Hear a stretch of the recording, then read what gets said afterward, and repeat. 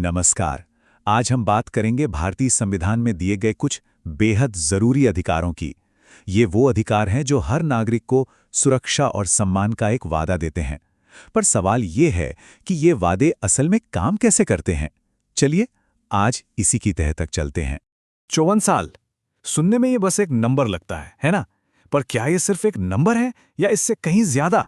नहीं, ये सिर्फ एक नंबर नहीं है। ये किसी की पूरी जिंदगी हो सकती है।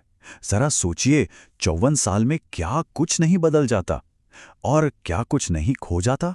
तो चलिए इस नंबर के पीछे की कहानी जानते हैं, इसे एक चेहरा देते हैं। ये एक सच्ची कहानी है। ये हैं माछाल लालुंग। इन पर किसी को मामूली चोट पहुंचाने का आरोप था।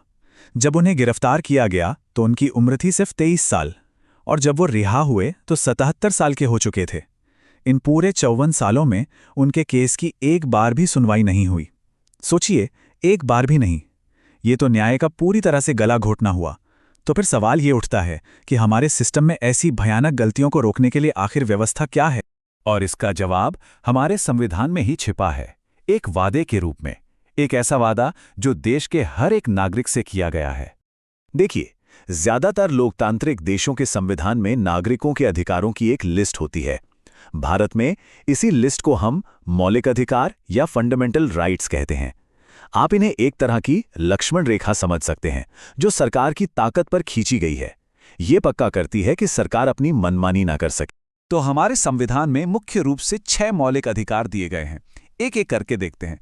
पहला है समता का अधिकार, मतलब कानून की नज़र में सब बराबर। दूसरा, स्वतंत्रता का अधिकार, जिसमें बोलने की, अपनी बात रखने की आज़ादी शामिल है। फिर आता है शोषण के विरुद्ध अधिकार, जो हमें किसी भी तरह के अन्याय से बचाता है। इसके बाद है धार्मिक स्वतंत्रता का अधिकार, फिर सांस्कृतिक और शैक्षिक अधिकार, और आखिर में जो शायद सबसे ज़्यादा ज़रूरी है, संवैधानिक उपचारों का अधिकार। ये वो अधिकार है जो बाकी सारे अधिकारों की रक्षा करता है। चलिए इनमें से कुछ को असल जिंदगी के उदाहरणों से समझते हैं। तो सवाल ये है कि ये अधिकार असल जिंदगी में एक आम नागरिक की रक्षा करते कैसे हैं? आइए देखते हैं कि ये हमारी संवैधानिक ढाल कैसे बनते हैं। बात है 1982 की। दिल्ली में एशियाई खेलों के लिए बड़े बड़े स्टेडियम बन रहे थे, पर इन स्टेडियम को बनाने वाले हजारों मजदूरों को बहुत ही खराब हालातों में रखा जा रहा था। और तो और उन्हें जो न्यूनतम मजदूरी तय थी, उससे भी कम पैसे दिए जा रहे थे। तब मामला सुप्रीम कोर्ट पहुंचा और कोर्ट ने शोषण के विरुद्ध अधिकार का हवाला देते हुए कहा कि यह तो जबरदस्ती काम करवाने जैसा है, बंधुआ मजदूरी है।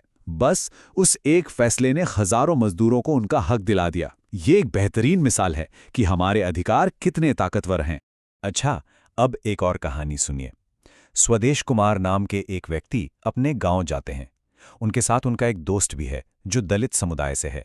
गांव में चाय की दुकान पर दुकानदार स्वदेश को तो शीशे के ग्लास में चाय देता है, लेकिन उनके दोस्त को एक मिट्टी के कुल्हड़ में, जिसे इस्तेमाल करके फेंक दिया जाता है। ये क्या था? ये छुआछूत का, भेदभाव का एक जीता जागता उदाहरण था। और स्वदेश कुमार के दोस्त के साथ जो हुआ, वो हमारे समता के अधिकार का सीधा सीधा उल्लंघन है। हमारा संविधान साफ कहता है कि किसी भी दुकान, होटल या सार्वजनिक जगह पर किसी के साथ भी उसकी जाति, धर्म या लिंग के आधार पर भेदभाव नहीं हो सकता। सब बराबर हैं। चलिए अब वापस माछाल लालुंग की कहानी पर लौटते हैं, क्योंकि संविधान में एक ऐसा अधिकार भी है जिसे बनाया ही इसलिए गया है ताकि किसी के साथ वैसी नाइंसाफी ना हो जैसी माछाल लालुंग के साथ हुई। और वो अधिकार है आर्टिकल 21, जीवन और व्यक्तिगत स्वतंत्रता का अधिकार।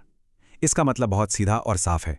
किसी भी इंसान को कानून की तय प्रक्रिया के बिना उसकी जिंदगी या आज़ादी से वंचित नहीं किया जा सकता, उसे गिरफ्तार नहीं किया जा सकता, और अगर किया भी जाता है तो उसे अपनी पसंद का वकील करने का पूरा हक है। माछाल लालुंग को इसी संवैधानिक गारंटी से दूर रखा गया था। तो अब आते हैं सबसे बड़े सवाल पर। मान लीजिए इनमें से किसी भी अधिकार का उल्लंघन होता है, तो एक आम नागरिक करे तो करे क्या? और ये सवाल बहुत ज़रूरी है, क्योंकि अगर इन अधिकारों को लागू करवाने का कोई रास्ता ही ना हो तो फिर ये तो सिर्फ कागज़ पर लिखे अच्छे अच्छे विचार रह जाएंगे, है ना? गारंटी तो नहीं बनेंगे। इसी मुश्किल का हल हमारे संविधान बनाने वालों ने निकाला, एक और खास अधिकार के जरिए। और ये अधिकार इतना ज्यादा जरूरी है कि डॉक्टर B.R. अम्बेडकर ने इसे संविधान का हृदय और आत्मा कहा था। यह है संवैधानिक उपचारों का अधिकार। इसे आप एक तरह की मास्टर की समझ सकते हैं। ये खुद भी एक मौलिक अधिकार है और ये बाकी सारे अधिकारों पर लगे तालों को खोलता है।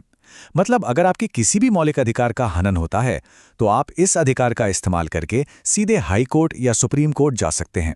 यही वो ताकत है जो कागज पर लिखे वादों को हकीकत में बदलती है। अच्छा, अब एक आखिरी और जरूरी बात, संविधान में लिखी हर चीज एक जैसी नहीं होती।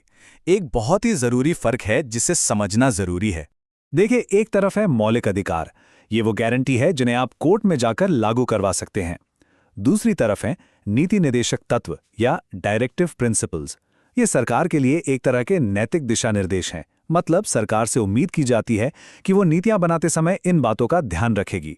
ये आदर्श हैं कि देश को कैसा बनना चाहिए, पर इन्हें लागू करवाने के लिए आप कोर्ट नहीं जा सकते। तो याद रखने वाली बात यह है, मौलिक अधिकार है गारंटी और नीति निर्देशक तत्व हैं आदर्श। लेकिन कहानी यहां खत्म नहीं होती। ये अधिकार सिर्फ इतिहास की किताबों में दर्ज होने के लिए नहीं बने हैं। आज भी हर दिन देश के कोने कोने में लोग इन अधिकारों का इस्तेमाल कर रहे हैं। अखबारों में छपी ये सुर्खियां इसी बात की गवाह हैं। चाहे बाल विवाह हो, बंधुआ मजदूरी हो या फिर किसी भी तरह का भेदभाव, लोग आज भी अन्याय के खिलाफ लड़ने के लिए इसी संविधान का सहारा ले रहे हैं। ये वाकई में एक जिंदा दस्तावेज है जिसका इस्तेमाल हर रोज इंसाफ पाने के लिए हो रहा है। तो आखिर में बस एक सवाल, अगर ये संविधान सिर्फ एक किताब नहीं बल्कि एक जिंदा वादा है, तो फिर इस वादे को जिंदा रखने की जिम्मेदारी किसकी है? ये पक्का करने की जिम्मेदारी किसकी है कि माछाल लालुंग जैसी कहानी फिर कभी किसी के साथ ना दोहराई जाए? इस पर सोचिएगा जरूर।